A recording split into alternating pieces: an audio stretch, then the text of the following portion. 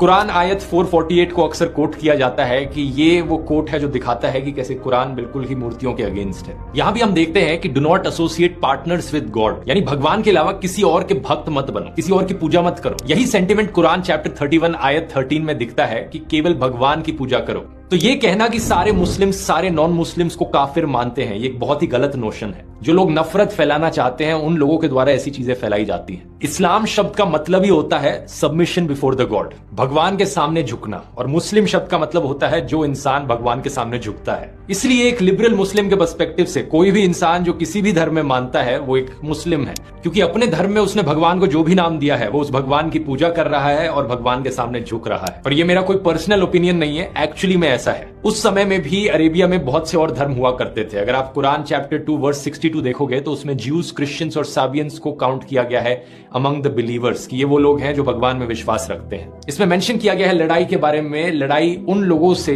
जो सिर्फ एक मूर्ति को भगवान मानते हैं। करीब 600 एडी के अराउंड एक ट्राइब होती थी कुराइश ट्राइब नाम से। ये आज के दिन के सऊदी अरेबिया के रीजन में रहती थी। इनका मानना था कि इनका सेंट्रल भगवान हुबल है, जो एक्चुअली में एक मूर्ति है जो पत्थर से बनी है और जिसका राइट हैंड टूटा हुआ था। कुराइश ट्राइब ने इसके राइट हैंड को एक गोल्डन हैंड से रिप्लेस कर दिया था, सोने के बने हाथ से।